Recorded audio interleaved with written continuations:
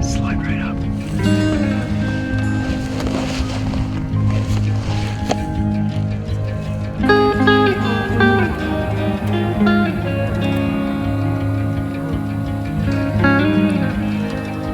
That's not the one we called up, is it?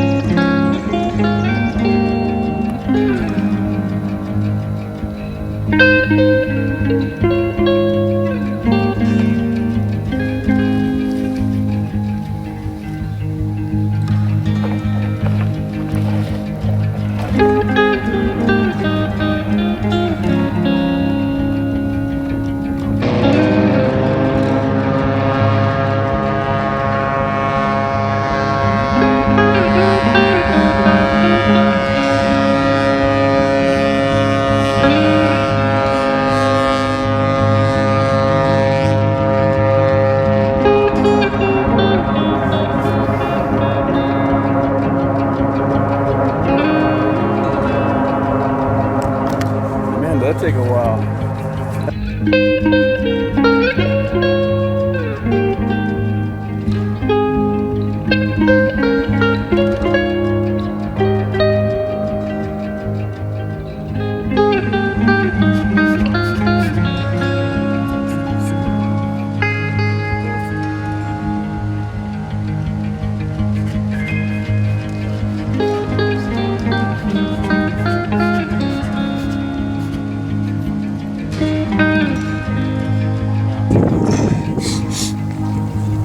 And this is how you come down.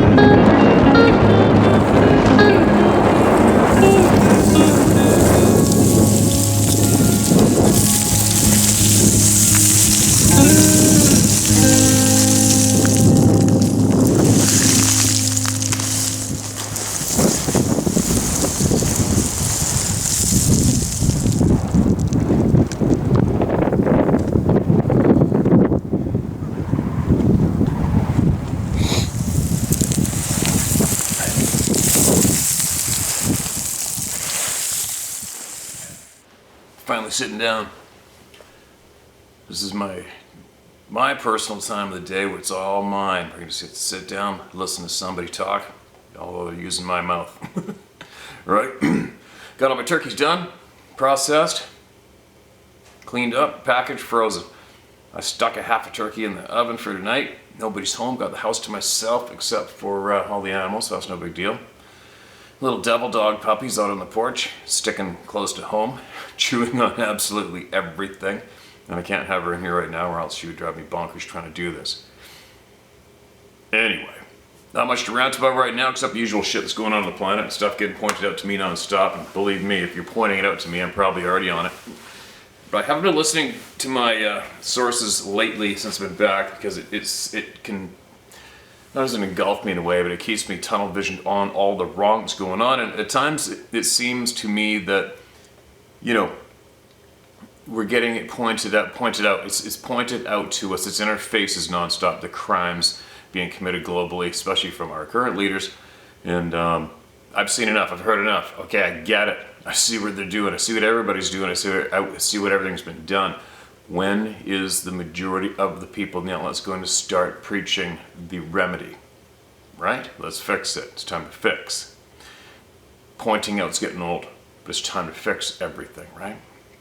So, hopefully, everybody starts to hammer their brains together and figure out how to fix all of these issues that are going on that are stopping us from having honest knowledge. And a fair crack at having the most happiest rocking out party lifetime we could ever have, right? Instead of having it taken away from us non-stop. Anyway, that's my little babble. Now listen to this. We got some voices to be heard. This is titled A Heart of Stone. Hello Steve, Mac here from New Mexico, the land of enchantment. My best to you and your loyal viewers. I've been watching your videos for a couple of years now. I'm amazed at the experiences people are reporting. I thank them for sharing, and also you for giving that avenue of revealment to all of us. I'm an old New Mexico cowboy who spent years in the oil patch from Louisiana, Texas, and Oklahoma to Utah, Nevada, New Mexico, and California. I'm a historian of the Old West and of Scotland. Also a poet, an entrepreneur, a horseman, and a writer. But most of all, I'm a lover of the great outdoors. I can feel we're brothers in this sense. I love the scene you use where you are sipping coffee next to a fire on a frosty morning. I imagine it brings back memories to many of your viewers. Thanks for sharing all the opening videos. You definitely live in a heavenly place.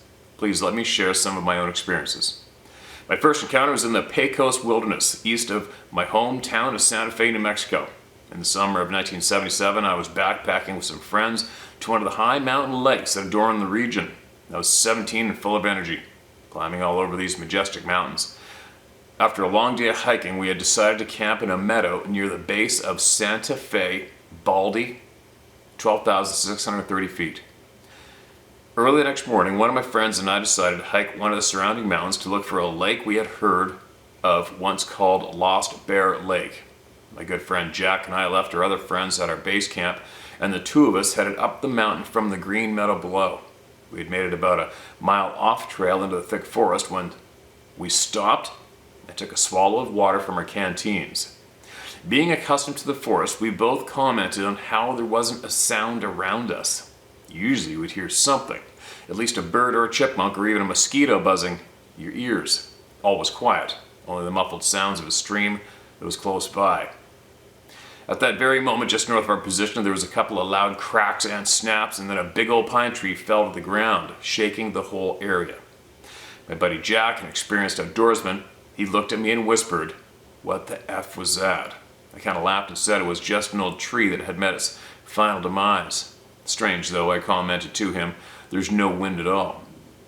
As we started to hike back up the mountain, we had only gone another few steps when another loud snap, and then boom! Another tree crashed down in the same area as the other, maybe 50 yards from us. The forest is very thick here, and you couldn't see too far into the trees, but we both knew something was there. A bear was our first guess. The noise was so loud when the second tree fell that it made us both immediately sense danger. Jack looked at me with fear in his eyes, and he said, "I'm heading back to camp." I said, "Not that way. You're off 180 degrees. Our camp is the other way." He looked very confused and said, "Screw you, I'm going this way." I was worried that he was so confused. I looked right at him and said, "Jack, we started in the valley and have been going uphill since we started, so the only way back to camp is downhill, right?" He looked at me, still confused, and insisted he was right. Oh, that's weird. From the same area where the trees fell, we could hear something coming toward us. I turned and headed downhill, hoping that my friend would follow, and he did. We came out of the forest right on top of our friends at base camp. Nothing else bothered us for the remainder of the trip. Little did I know this would be the first of a slew of strange happenings that I would experience over the next 40 plus years. I've lived all over the US and I've had numerous experiences that I've since credited to Sasquatch, but who knows.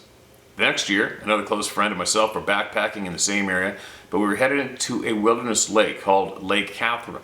A real beauty of a cratered lake at the top of Santa Fe Baldy in the early evening. As we ascended the saddle that rises on the south of Baldy, and we decided to camp camp there for the night. We could see the lights of Los Alamos, New Mexico, glistening miles below. The two of us had just eaten a couple of steaks and were enjoying the quiet and a sip or two of tequila when everything got really quiet and you could sense something was wrong. At that moment, an explosion of sound hit us like nothing either of us had ever experienced. My friend Luke looked at me as he was falling down and he's screaming, "What is it? What is it?" The sound had knocked me over as well. Holy shit. I was dazed but stood up and said it was probably a sonic boom. We heard no plane coming or going, but we sure heard something. It made my ears ring like a rifle shot will. We built the fire up, and within a couple of minutes of the sonic boom, we see lights in the trees. It's now about 11:30 p.m. and we can't believe that lights are coming toward us. We were way off the trail. No one should have ever entered our camp at night, especially in the secluded spot where we had camped. It was off trail, about 7 or 8 miles into the wilderness. My friend Luke yelled out to the people as they approached. He pulled a knife and yelled, "What do you want?" The people were within shouting range now, and they replied, "Don't shoot. We're night hiking." Sure enough, here comes a group of 8 people with flashlights, and they're coming right out of the woods from a point where there are no trails. They apologized for intruding into our camp, but they explained that they were members of a hiking club that hikes it by night. My friend laughed and said he wouldn't have shot because he only had a knife, and it was a switchblade. But it had a comb, not a knife blade that would flip out. We all laughed, and the night hikers asked if we had heard the huge boom minutes earlier. Of course we did. Wasn't that strange? They were really scared by that loud boom and spotted a fire, so they headed towards us. My third encounter was while camping below Lake Catherine, where a small pond forms in a rocky crag just below the lake. I had taken 3 of my nephews camping and fishing there. And at about 3 a.m. I hear the boys start screaming that something was in camp. Being the old man of the group, I was 25, I made the venture out of my tent into the blackest of nights. Clicked on my flashlight just in time to see a turkey flying into my face. No way. Startled, I ducked and almost shit myself. I was amazed as I saw about a dozen turkeys in our camp, and they wouldn't leave. They just made a racket and stayed right there for the next 15 minutes or so. Tell me, Steve, is it weird for turkeys to be down at night? I thought they always roosted in a tree at night. There's another strange occurrence. That's freaking strange as hell. It was another strange occurrence. Maybe a mountain lion or a bear disturbed them? Who knows what? Dude, who knows? That's absolutely right up to lunch crazy. We know wild turkeys. While camping at this exact site about 2 years later, me and a group of mountain free climber friends headed out of camp to do some cliff climbing together on the ridges above Lake Catherine. One of the guys had brought some pot to smoke later that evening, and just before we walked out of camp, he said, "Look here guys, I bought 6 joints for later, and I'm going to leave them in the side pocket of my backpack." We all watched him put them away and covered the pack with a tarp. At that moment, we all headed out of camp together. Remember, this is way back in the high wilderness. No one was around, and it was very early in the morning. When we got back to camp, everyone was tired from the day of climbing, and one friend said, "Hey buddy, how about breaking out some of that weed you bought?" He obliged and went to his pack, which was still in the same place and covered with a small tarp he had seen him place there. He pulls out the pack and zips it, and he shows us that there is only 1 joint left from the 6 we saw him put there earlier in the day. All of us had left together that morning, so we knew none of us had taken it. There were no campers at the lake or anywhere in the area. How could it be? We never made any sense of it. There was nothing else missing from camp, and that was it. Still in the Pecos Wilderness, I was fishing on a high mountain trout stream near where the last grizzly bear was killed in New Mexico. I smelled something rotting, but it wasn't a Sasquatch. It was 8 or 9 elk carcasses. They were spread out in a small area, mostly stacked upon each other. And they were pretty much decomposed, but their hides and skeletons seemed intact. I would guess they had been there for 2 to 3 months. Strange that nothing had fed on them. At least it appeared that way. I reported to a ranger, but he just said it was likely they froze or had died of a shared disease. Really? And then they fell over and stacked themselves one on top of each other. That was the end of that encounter. It was years before my first experience.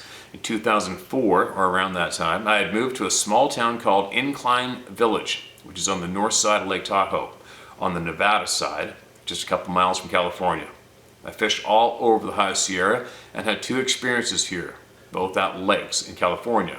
The first was at a lake called Jackson Meadows. This lake can have great trout fishing.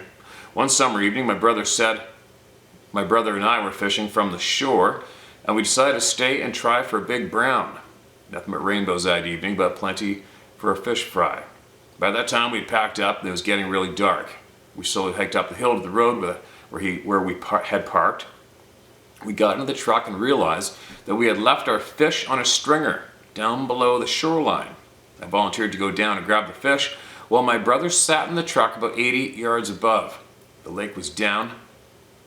And the shoreline was covered with jagged rocks, so it was really tough walking with just a tiny flashlight.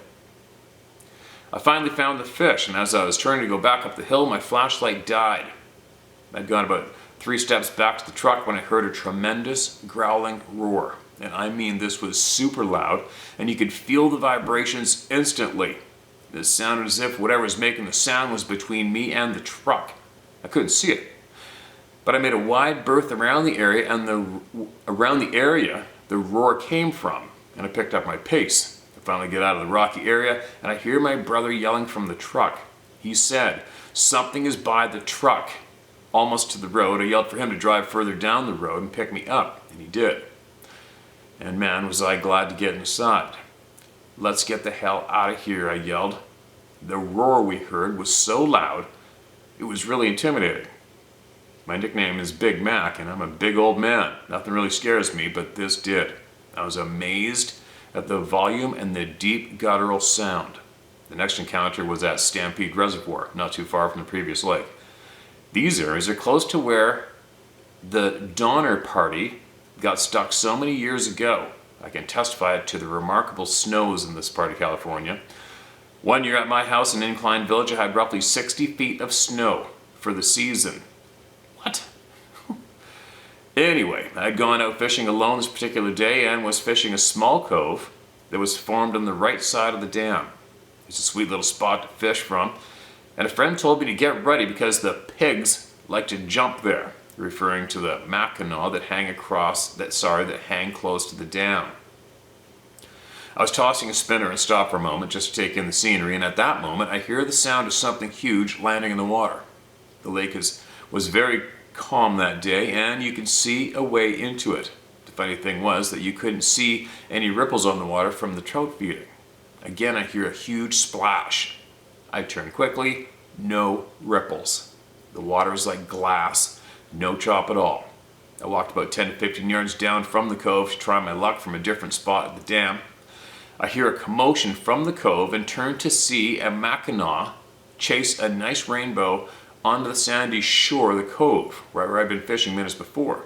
The Mac grabbed the smaller fish, rolled, and then disappeared back into the water. I'd never seen a Mackinaw do such a thing.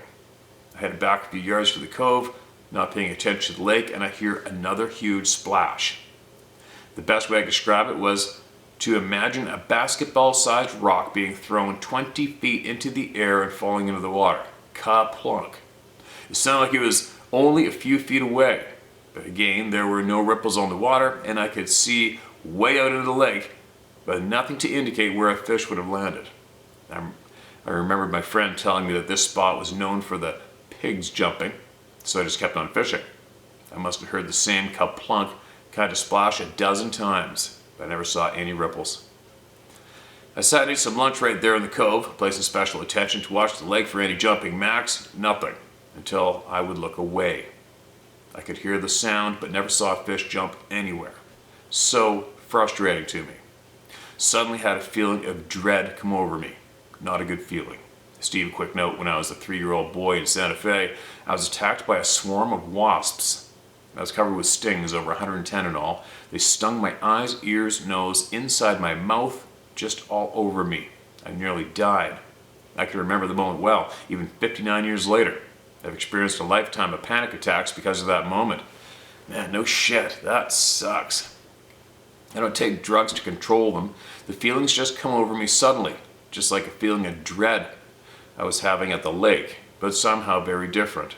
Over the years, I've learned to control those attacks with my mind only.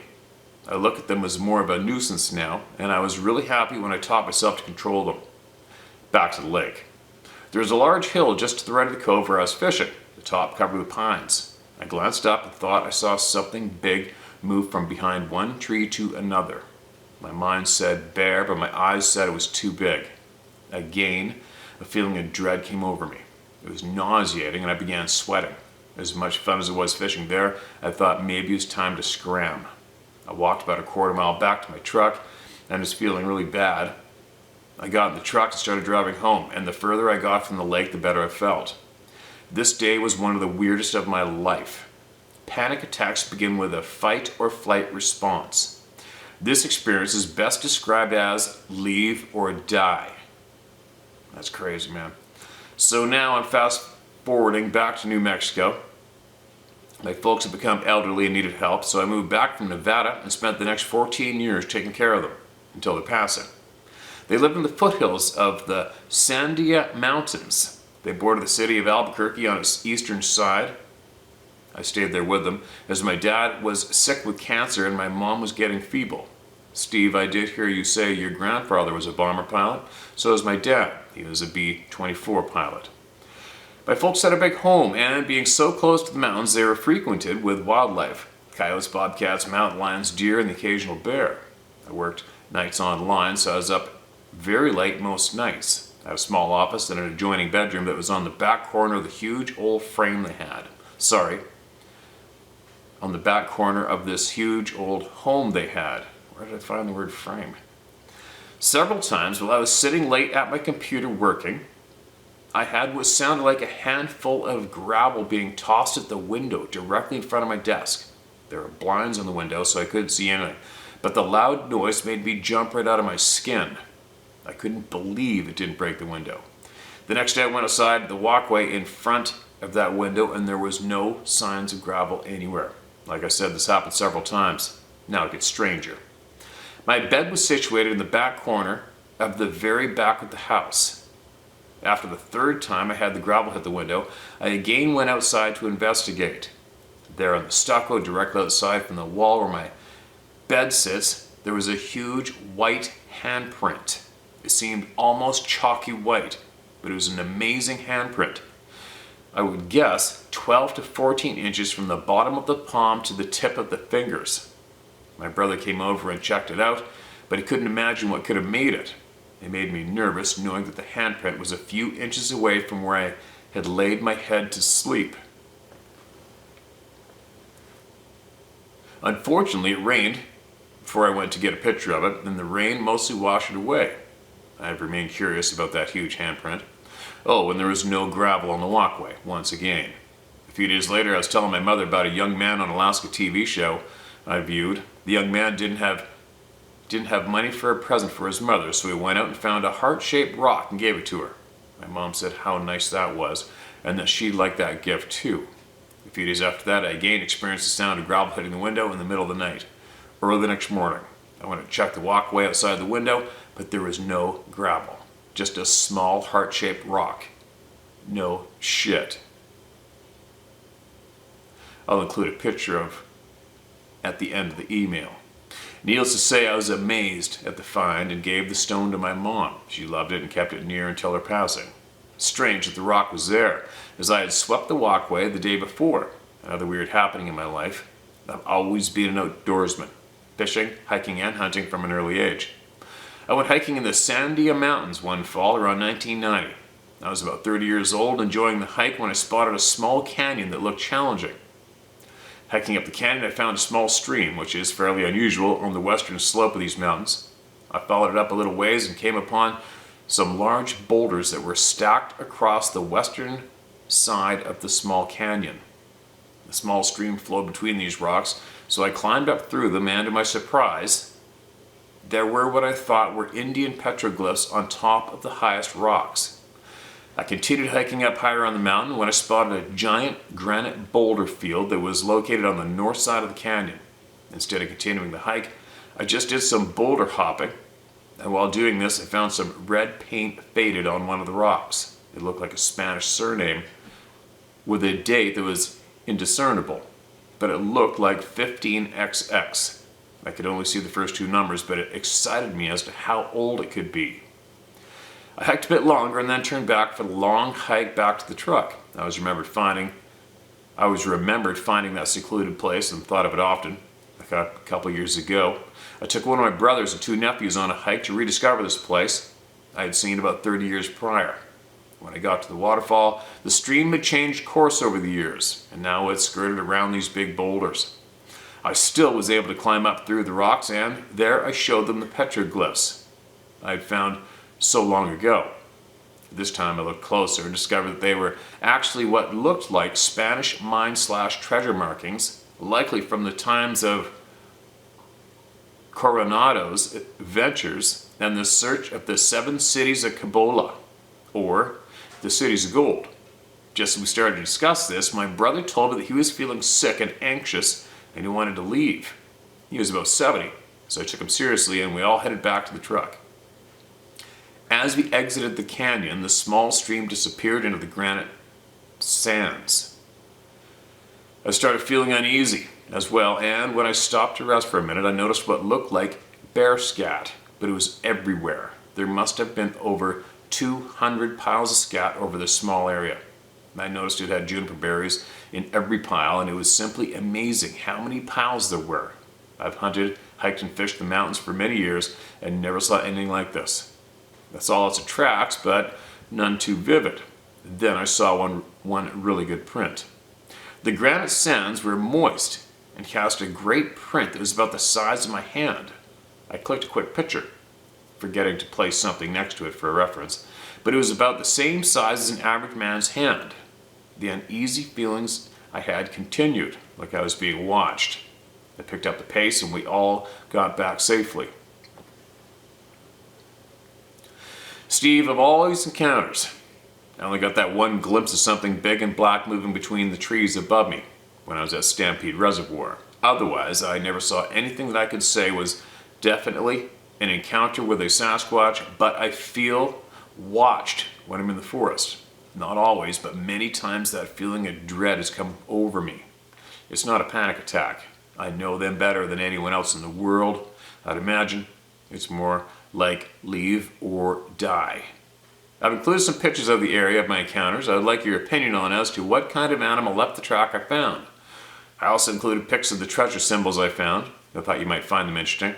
I thoroughly enjoy the narrations of all the stories you share, the remarkable men and women who have seized this opportunity and reported their findings, all sending emails to a man they mostly don't know, but all seem to trust. You must be living right, compadre. I appreciate your efforts. While writing this recollection of my experiences, I've been listening to your show on the TV behind me, and to my amazement, you're reading a story about a sighting in the same place in the Pecos Wilderness where I just described my encounters. No shit. Somehow it's reassuring to know someone else had an encounter in this exact place. Let me conclude with a quick story. A few years ago, I wrote a book of my ancestry and tracked it back to the year 200 AD. And that's a bunch of research. You might appreciate that I'm related to excuse me. You might appreciate that I am related to Captain Jack McQuestion. During my research, I read about a great-grandfather of mine that sounded like quite a man. I read that one Sunday after church, he was walking near the town square when he spied a man sleeping on a park bench. He approached the man and woke him. The man asked him what he wanted, and my great-grandfather said, "Here's that $5 I owe you." The man replied back, "I don't know you, and you don't owe me anything." My grandfather said, "Oh, but I do owe you $5. I promised myself that if I ever saw a man as ugly as myself, I'd give him $5. The man took the money, and I read that they were the best of friends for the rest of his life. So, Steve, if you send me an address, I'll get you the $5 I owe you. I hope that we're able to meet one day. Steve, if you'd be so kind as to send me a more personal email, I'd love to share some more stories. If not, I understand completely. May the good Lord bless you and your family. Tight lines, Mac. Okay, well, Mac, due to how many years ago he felt he owed that man $5, with inflation and everything, you might have to send me $500. All right, here's some photos. This is the area where I found the elk carcasses. All right, I would have loved to have seen the carcasses myself. Here's the heart stone. That's incredible. That's an incredible story. What a crazy story. That thing is almost perfect too, isn't it? Jackson Meadows, where I heard the loud growl. No shortage of timber there, and water. Lake Catherine from the top of Santa Fe, Baldy. That lake looks familiar. I think somebody else has sent in a picture of this lake. Old Spanish markings in the Sandia Mountains. That's pretty cool. That's actually really cool. Crazy, isn't it? And the mystery behind it. Who did it? What compelled them to do it that day, and how'd they get there? Who were they? The Sandia Mountains on the eastern side of Albuquerque. Wow. Santa Fe Baldy. That looks like a pile of adventure to be seen around there. The top of Santa Fe Baldy looking west to where the trees were knocked over. The meadow I spoke of is in the valley below this.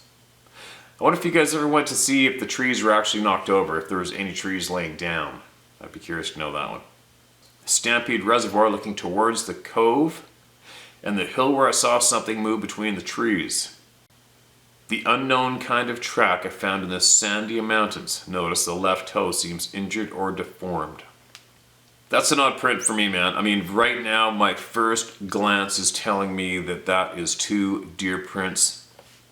That looks to me like a perfect deer print on the left, possibly overlapping on another one. That's what I see at first glance myself, okay, man? But I wasn't there. And like you said, there's nothing there to compare to. I wasn't there. It's one single photograph, but that's what I'm seeing right off the bat. So that if you take the two, I'm looking at the pictures. On the left side of the picture, to me, facing me, that looks like a perfect deer or elk print on top of another one. Or it's a three-toed print of something. But that's what my initial reaction is. Deer print on the left. The left 2/3 is a deer print or an elk print. But I don't know, man, it wasn't there. But that's my, that's what I get when I look at that picture. But anyways, I appreciate you, man. I appreciate you sending all that in. That was a lot of your valuable time that you just donated to the people through me. And believe me, every ounce of time that every single human being has is priceless. It's priceless. I don't think too many people realize that until it's too late, right? But anyways, I want to hear more. I want to hear more. You got more, man. You share it. Please, please share it with everybody. Especially if it's going to help someone. That's pretty interesting. Alright, here's another one. I'm diving right in. Diving right in. It sounded like a huge kangaroo. Australian encounter. It sounded like a huge kangaroo. Sorry, this title was twice. Hi Steve, been watching your channel for a few months now. My name is Susan, and I live in South Australia, pretty much on the other side of the planet. I really had no way to understand or process an experience that I had in 2003, which was very scary and almost supernatural. I'd actually blocked it out for a long time and don't talk about it, as it brings up a whole lot of fear and anxiety. I've been watching a lot of log cabins and wilderness videos on YouTube, and then your channel popped up. Meant to see and hear these experiences from you, that is for sure. I was traveling solo on a holiday in Byron Bay, a place in the upper New South Wales in hinterland, green, lush, rolling hills and thick rainforest. You guys probably have heard of the devastating floods all over the east coast of Australia. I'd explored many small towns over 6 weeks and decided it was time to come back home, but not before booking myself into a retreat. I was just past a town called Rosebank, a property that had a big main house set up on a hill. It had a big main lounge room with an open fire, dining and communal kitchen surrounded by large windows which looked out onto the property. People could stay in the guest house or single cabins. I chose a cabin. I was looking forward to a week of peace and serenity. There was a dirt road winding down from the main house to the retreat center. There's probably about a 10-minute walk. The road was barely wide enough for one car, and it had very thick, dense scrub. That's what we Aussies call a bush on one side and a few meters of cleared bush on the other. The 4-day retreat that I was on had a large group of about 25 people, and it was lots of fun. We were walking up and down the dirt road each day, doing yoga, meditation, cooking meals, swimming in the creek, enjoying ourselves. It was awesome. I decided to stay on the property for a few more days. There was also another group of us. There was also another group using the retreat center. So I relaxed reading my book and soaking up nature's beauty. I've always been a spiritual person, social, but also very at home on my own. The group invited me to come join them in the retreat center for their final dinner and gathering. They said, bring along instruments, so I took my hoop drum. It was a great evening. There's a woman there with a long jet black hair, and a little voice inside me said, you're going to have a conversation with her. As it turned out, I didn't get to speak with her, not then. The evening finished around 11:30 p.m. and everyone jumped into the cars to drive back up the winding dirt road to the main house. I was feeling so energized and happy that I said that I would walk back up the hill on my own. I had no idea how dark or quiet it was going to be when the retreat center lights turned off and the cars disappeared up the road. It was only half the moon in the sky above my left shoulder. Luckily, it illuminated the dirt road, which was a sandy color, and gave a little light to the scrub. I had my drum and began drumming and singing as I walked up the road. I know that I was feeling completely full of joy and gratitude, and I was thanking the universe for having such a beautiful experience at this place. As I was drumming and walking, I could hear a crunching sound coming from the scrub up ahead. It was quite dim at first, but it was becoming louder and louder. I thought, what's making that noise? That sounds like a huge kangaroo or something. I stopped drumming and went to listen. Then loud cracking noise continued and sounded like a large person stepping through the bush. But I knew the scrub was so dense and so thick that it did not make any sense that an animal or person would be walking through there. Then I had a sensation of fear flow through me. My next thought was, Spirit, I don't want to see anything scary. Just then, about 15 meters ahead of me, stepping out of the scrub and onto the road, was a huge being. Completely black from head to toe, like a massive shadow. I'm 6 foot tall, and he must have been about 8 feet high, with at least 3 foot wide at the shoulders. His arms were hanging down at his sides. The half moon above me was shining directly onto this being, and yet I could not make out any distinguishable human features. I stood there for about 15 seconds, looking directly at him and feeling like he was looking directly at me. I felt strangely calm about my mind, but my mind was scrambling, trying to understand who or what I was looking at. He was huge, but I could not see anything except black. And so, of course, I did what anyone might do in that strange situation. I called out, hello, a bit like when you call out someone at your front door when you're not sure who just arrived. And this is when this creature, almost in slow motion, turned around and proceeded to walk back into the scrub. After that happened, I had an incredible surge of adrenaline pumped through my whole body. My mind thought, shit, I have to walk up the road past him to be able to get to my cabin. And I'm a woman by myself in the middle of the bush with some huge weird man wandering around. Instinct took over and I began beating my drum, and my legs just started motoring up that hill. I looked into the scrub where he returned, but didn't see anything, thank God. When I got inside my cabin, I realized I could not lock the door, and this is when panic set in. I felt trapped. I grabbed my phone and called my friend Doug back in Adelaide.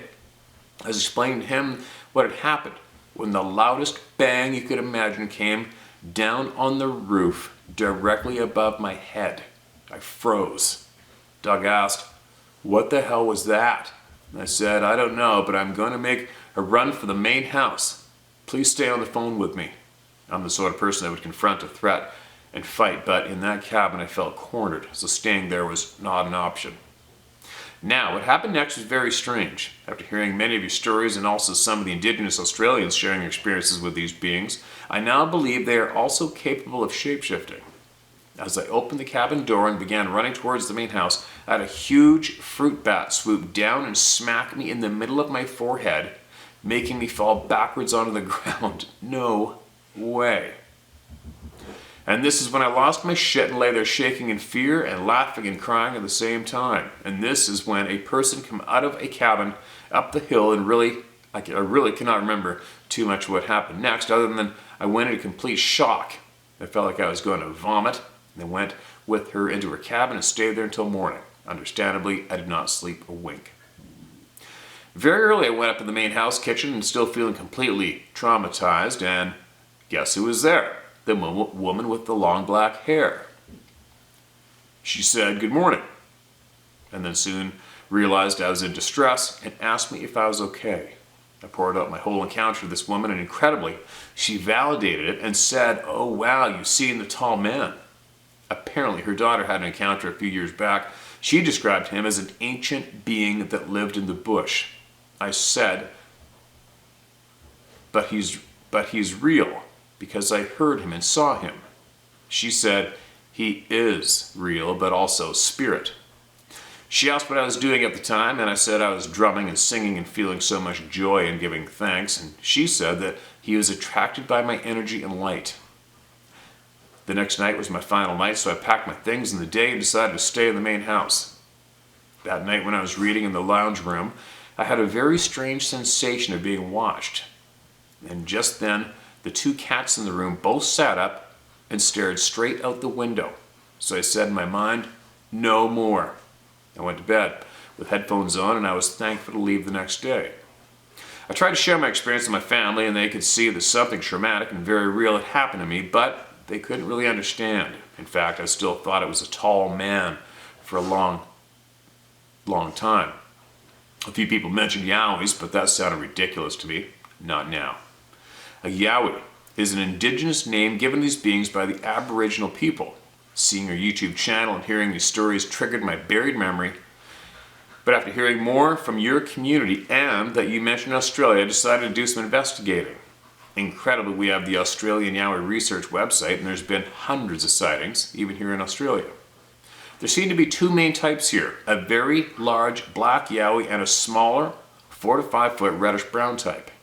The Aboriginal elders say it's a small one you don't want to meet. He's a nasty trickster entity, so at least my encounters with the big fella. I want to thank you, Steve. This has been the first opportunity for me to write out, share, and process this experience, and now I can actually feel grateful and privileged to have had an encounter with these beings. Even though it was very scary, I feel like I now have some understanding, and at least I know what made that huge bang on my roof. Bloody rock throwing. I truly believe that at this time, all secrets are being revealed. I've not bought into any of the bullshit going on, no mask, jab, or digital ID crap, and I am bewildered at how many people are blindly complying. I was in Canberra with almost 1 million other Aussies in February this year making a stand for human rights. This is where our government used radiation weapons on the Australian people. 6 months later, many of us are still dealing with the effects. But like you, I will fight for our children and future generations. Our community and our stories hold power and wisdom. Bless you and your family, Steve, your Australian friend Susan. Susan, appreciate you. Here comes Devil Dog. I got it.